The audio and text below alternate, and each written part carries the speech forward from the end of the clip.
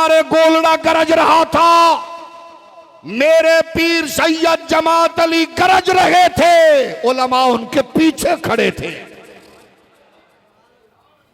پھر یہ پاکستان کی تاریخ ہوئی 1952، انہوں نے کہا اس کو نکال دو۔ اچھا مرضے کی بات ہے، یہ جو ناظم الدین تھا، میاں شہباز شریف صاحب نالو بھی زیادہ بزدل سی۔ ناظم الدین اپنے دور کا وزیر اعظم تھا، لیکن اس سے نیک تھا، تہجد گزار تھا۔ محسوس نہ فرمانا میں نے اگر حضرت صاحبزادہ پیر محمد شہباز شریف صاحب کے بارے میں کوئی غلط بات کی ہو تو معافی چاہتا ہوں۔ اس کی وجہ یہ ہے جب پیر ان کی بیعت کر لیں تو یہ بڑے پیر ہوں گے نا۔ تو ناظم الدین نے مان لیا، علماء کی ایک مجلس عمل بنی، ملاقات ہوئی، سر ناظم الدین خان وزیر اعظم تھا اس دور میں، خواجہ ناظم الدین، ڈیبیٹ ہوئی، من گئے آ جاؤ کر لینے ہو۔ جب ڈیبیٹ ہوئی تو بات چیت ہوئی تو ناظم الدین کیا کہنے لگے، کیوں مرواؤ وہ میں نوں؟ انہوں نے کی گل ہے، آخر تو انہوں پتہ نہیں ہے ظفر اللہ ان کا بچہ جمہورہ ہے، امریکہ بہادر نے ہمیں کہا ہے کہ تمہیں ایک ایک بوند کے لیے ترسائیں گے۔ یہ ہوتی ہیں بد نصیب قومیں جو اپنی بزدلی اور کمینگی کی بدولت پوری قوموں کی غیرت کو گروی رکھتے گئے اور پھر نسلیں اس سے نکل نہیں سکتی۔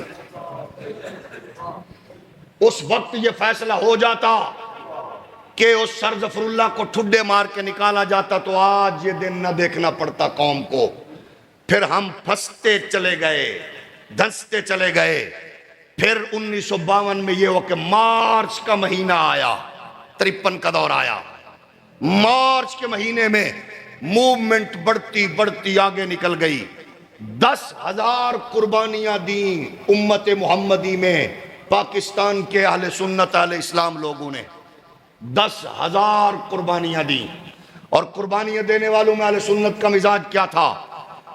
عالم یہ تھا، ایک نوجوان کو اس میں ماشاءاللہ ڈکٹیٹر نے بلایا اور میجر کے سامنے اس کی پیشی ہوئی۔ اس نے کہا پکڑ کے لاؤ، مجرم سامنے آیا۔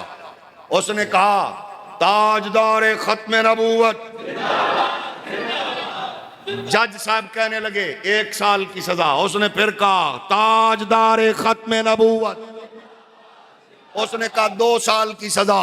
اس نے کہا تو ذرا قلم جلدی چلا، تاجدار ختم نبوت، تاجدار ختم نبوت، تاجدار ختم نبوت، تاجدار ختم نبوت۔ اس نے 20 نعرے لگائے، اس نے 20 سال کی سزا سنائی تو اس نے 20 سال کی سزا سن کے پھر کہا اے تاجدار ختم نبوت زندہ آباد، زندہ آباد۔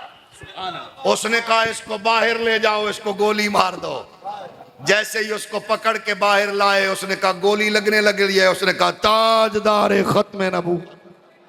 جج کھڑکی سے جھانک رہا تھا، اس نے کہا اس کو چھوڑ دو، میں سمجھیا سی نچن گاون والی دا پتر ہے تو محمد دا میلاد مناون والی دا پتر ہے۔ اللہ سبحان اللہ۔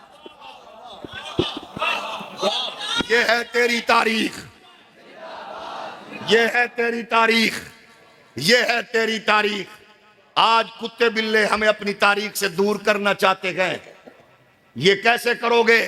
محدث اعظم کا شہر تھا، نوجوان ماں اپنے بیٹے کو دولہا بنا کے گاڑی پہ لے کے جا رہی ہے۔ محدث اعظم نے اپنے لوگوں میں حضور کی ختم نبوت کا یوں رنگ بھرا کہ نوجوان اس کی گاڑی سے آگے روتا ہوا گزرا۔ ماں اس کو کہنے لگی ام منحوس تجھے پتہ نہیں ہے دولہے کی گاڑی کے آگے روتے ہوئے نہیں گزرتے؟ اس نے کہا ماں تینوں کی لگے تو دولہے بنا، تو جشن منا، تو اپنے پترہ دیا شادیاں ویک۔ روتا اس لیے ہوں کہ آپ کو خوشیاں سوجی ہیں اور میرے سامنے حضور کی عزت ناموس کا دشمن اتنا مضبوط ہو کہ ہمارے گھروں کی طرف بڑھ رہا ہے۔ میری ماں نے مجھے کہا ہے پتر میں تینوں اپنے بڑھاپے لئی نہیں پالیا، حسنین دے نانے لئی پالے۔ یہ بات اس پہ اثر کی اس نے اتنا، ماں نے گاڑی بند کروائی، دروازہ کھولا، بیٹے کو اتارا، ہار اس کے گلے سے اتار کے کہا اس کے ساتھ چل، مصطفیٰ کے غلام کی طرف بڑھنے والی گولی کو اپنے سینے پہ ٹھنڈا کر کے بتانا میں نچن گاون والی نہیں، میں بھی مصطفیٰ دے نعرے لان والی۔ سبحان اللہ۔ یہ ہے آپ کی تاریخ۔ شورش کاشمیری کہتا ہے کافی غوث سے آگے نکلا، میں نے دیکھا ریڈ لائن کھینچ دی گئی، اعلان کر دیا گیا آگے کراس نہ کیا جائے۔ کہتا ہے 18 20 22 25 سال کی عمر کے نوجوانوں نے سینے کھولے، سینے کھول کے آگے بڑھے، ادھر سے گنیں چلیں، بارود نکلا، گولیاں نکلی، نوجوان سینے کھول کر زمین پہ گرتے گئے۔ میں قریب ہو کے گیا، سنوں تو کیا آواز آ رہی ہے، ہائے اماں ہائے بابا نہیں، آواز آ رہی تھی یا محمد یا رسول۔ یہ آپ کی تاریخ ہے۔ اس تاریخ کو وزیر آباد، سیالکوٹ، ملتان، لاہور میں کیمپ لگائے گئے، نوجوان آتے، کٹ لگاتے، اس میں سے خون نکالتے اور خون کے ساتھ حلف نامہ لکھ کے بتاتے اج جیتے مصطفیٰ تو کٹن دا موقع آ جائے، اے علماء اہل سنت ہمیں دور نہ کرنا۔ یہ آپ کی تاریخ کے وہ حسین مناظر ہیں۔ مغرب کا ٹائم ہوا، عصر تک علماء پکڑے گئے، ان کو پابند سلاسل کر لیا گیا۔ مغرب کے بعد ایک بوڑھا بابا باہر نکلا، کہا خاموشی کیوں ہے؟ کہا خاموشی یہ ہے کہ پکڑے گئے، مارے گئے 10,000 لوگ۔ اس نے کہا کہاں کھڑے ہیں؟ کہا فورسز والے وہ کھڑے ہیں سامنے گولیاں مار رہے ہیں۔ اندر گیا، بیٹا اس کا پہلے شہید ہو چکا تھا، پوتے کو لایا، 2 سال کی عمر تھی، پوتے کو اس نے کندھے پہ بٹھایا، سامنے سیکورٹی فورسز کے کھڑا ہو کے کہنے لگا صرف 2 گولیاں نبی دے نا دیا مار دے، ایک مینو مار، ایک میرے پوتے نو مار کے مینو اس مصطفیٰ دے قدمہ وچ پہنچا دے جس مصطفیٰ دے نا دیاں لوریاں مینو ماں نے دی۔ یہ قربانی دے کے اس نے کہا میں مغرب ختم کرنے آیا تھا، عشاء کے بعد صبح کا سویرا طلوع ہونے والا ہے، دشمن کمزور ہو چکا ہے، محمد کی غلامی کا دم بھرنے والوں میدان میں نکلو۔ ان کے بارود ختم ہوتے گئے، گولیاں ختم ہو گئی۔ یہ مسئلہ حساس ہے، یہ مسئلہ بہت اہمیت کا حامل ہے۔ ڈاکٹر اسرار کہتے گئے میں نوجوان تھا، ینگ تھا، میری ڈیوٹی میو ہاسپٹل میں لگی تھی، میں کھڑا تھا، میں نے دیکھا ایک نوجوان تڑپتا ہوا آیا، گولی لگی ہوئی تھی تو میرے سامنے اس کو لایا گیا، میں نے اس کو چیک کیا تو اس کے آواز آ رہی تھی یا نبی یا نبی، سیدی مرشدی یا نبی یا نبی۔ اس کے پیچھے اس کا دوسرا بھائی آیا، کہا لانے والے کہہ رہے تھے پہلے اس کو گولی لگی، اس کے بھائی نے پیچھے سے یہ کہا اللہ دی قسم ہے میں بھی نبی دا عاشق جے مینوں بھی مارو، میں بھی اسی ماں کا بیٹا ہوں جس ماں کا یہ بیٹا ہے۔ یہ آپ کی تاریخ ہے، یہ آپ کی زندہ روایات ہیں۔ ان زندہ روایات کو کمزور کرنے کے لیے بزدل اتارے گئے، ٹک ٹاکر اتارے گئے، فحاشی اور یعنی پھیلانے والے اتار دیے گئے۔ وہ مختلف ہرزہ سرائیوں کے ذریعے آپ کی نسل کو بگانہ بنانا چاہتے ہیں۔ میدان عمل میں نکل کر وہ اہم کردار ادا کرو تاکہ دنیا کو پتہ چلے کہ آپ سوئے نہیں ہیں۔ 1952 سے 54 میں تاریخ داخل ہوتی ہے، مجاہد ملت نیازی کو سزائے موت سنائی گئی ہے، مورخ حیران و پریشان ہے۔ نیازی مسکرا کے فرماتے ہیں کیا آرڈر میں لکھا ججمنٹ یہ ہے کہ اتنی دیر تک لٹکائے رکھو جب تک کہ سانسوں کی ڈوری کٹ نہ جائے؟ تو فرمایا کاش میری ہزاروں جانیں ہوتی اور محمد کے نام پہ ایک ایک کر کے میں مرتا چلا جاتا۔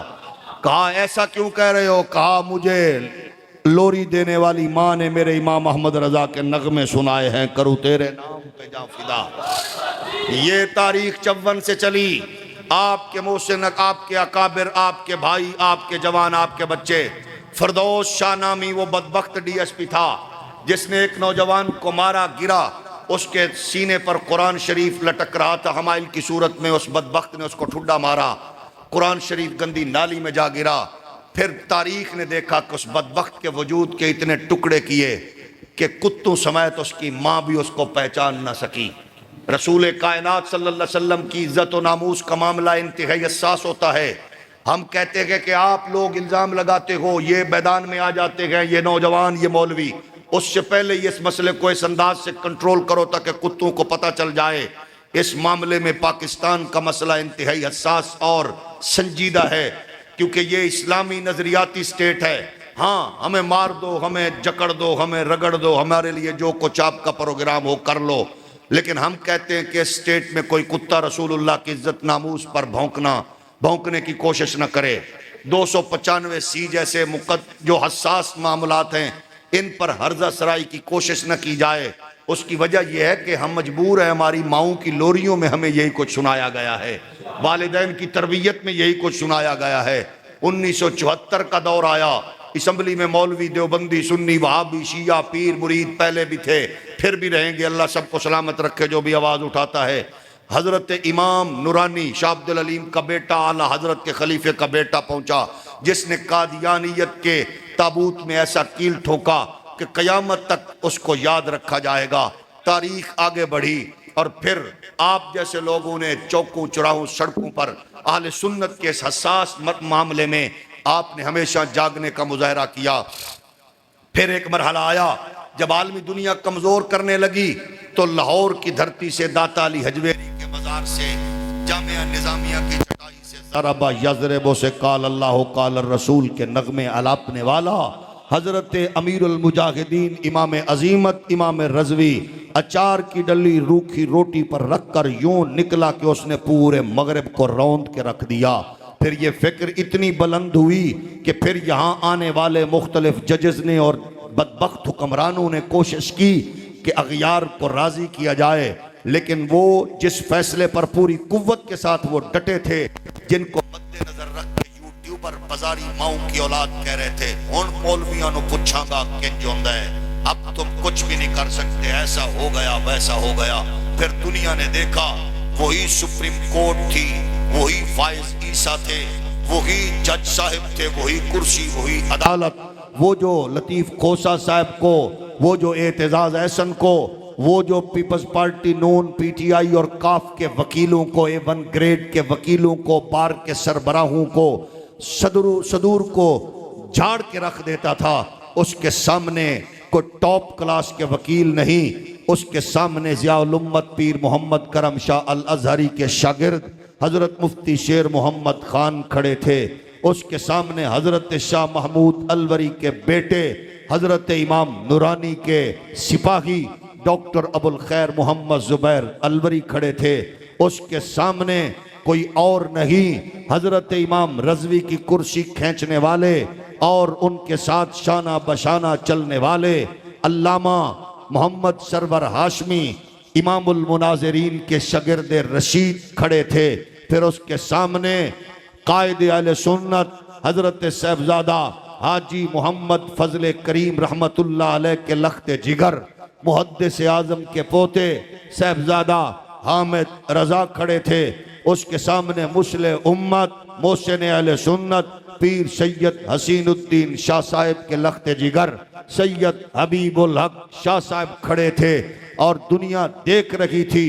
وہی جج صاحب ایک بار پریشان ہو کر کہنے لگے مولانا فضل الرحمان صاحب کو، انہوں تے ڈکو۔ مولانا فضل الرحمان صاحب نے کہا انہوں تیرا پیو بھی نہیں ڈک سکیا، میں کی ڈک سکنا، یہ رکنے والے نہیں ہیں، یہ نورانی دے پتر نے، نیازی دے پتر نے، فضل حق خیر آبادی دے پتر نے، کفایت علی کافی دے پتر نے، اے جماعت علی شاہ دے پتر نے، اے تاجدار گولڑا میرے علی دے پتر نے، احمد رضا دے پتر نے، اے بابے خادم حسین رضوی دا لشکر نو مغرب نہیں ڈک سکیا، تو کی میں ڈک سکنا ہے؟ یہ آپ کی تاریخ ہے، اور ہم الحمدللہ بائی برتھ مسلمان پاکستانی، سچے پاکستانی حب الوطن مسلمان ہیں۔ ہم کہتے گئے ہر ایسے اٹھنے والے فتنے کا سر کچل دو، ہم آپ کے ساتھ ہیں، آواز اٹھنے سے پہلے کچل دو، کیونکہ یہ ملک جیڑا کچھ موسیٰ اس ملک نال کیتا ہے اور لٹانا لے ہو پھر بھی قائم کھڑا ہے، تو تواڈیاں بے غیرتیاں دی وجہ تو نہیں، حضور دی ختم